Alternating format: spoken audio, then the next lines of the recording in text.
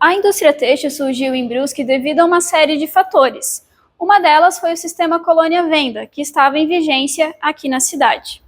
Através desse sistema, o colono ele tinha a sua produção agrícola e ele levava esses produtos até os locais conhecidos como vendas, ou as casas de comércio. Nessas casas de comércio, o colono conseguia trocar a sua produção agrícola por algum outro produto, um pedaço de tecido, enfim, aquilo que ele não produzisse. Além disso, outra coisa que foi muito importante para o surgimento da indústria têxtil aqui em Brusque foi também a chegada de um grupo específico de imigrantes, que eram os tecelões de Lodz. Eles vieram da Polônia e eles já tinham conhecimento sobre a indústria têxtil. Conheciam as máquinas, conheciam o ambiente das fábricas, enfim, eles foram essa mão de obra especializada lá no início. Sobre as vendas, em todo esse contexto dessa antiga Brusque, quem conseguia acumular capital, acumular dinheiro, eram os donos das vendas, que a Giralda Seifert chama de os vendeiros. E, nesse contexto, o Carlos Renault ele era um vendeiro.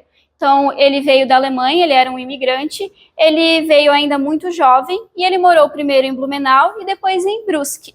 E, através dessa venda, ele conseguiu investir em alguma coisa, assim como outros vendeiros também investiram. E ele resolveu investir na indústria têxtil, criando então a primeira fábrica de tecidos da cidade, a fábrica de tecidos Carlos Renault, isso em 1892.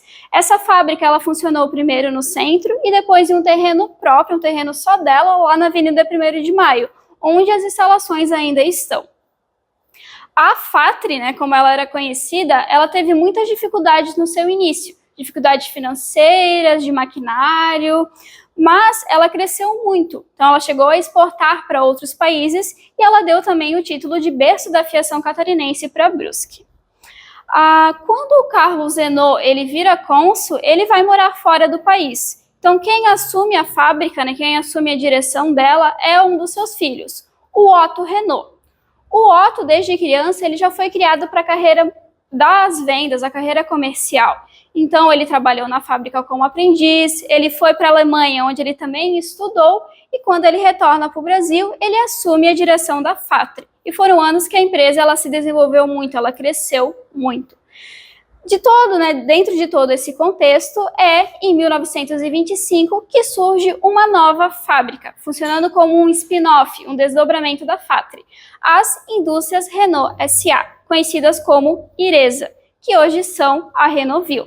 Ela surgiu por iniciativa do Otto Renault e também do Otto Knight, que ele era um técnico em jacquard, e quando ela surgiu, ela era voltada principalmente para artigos de decoração.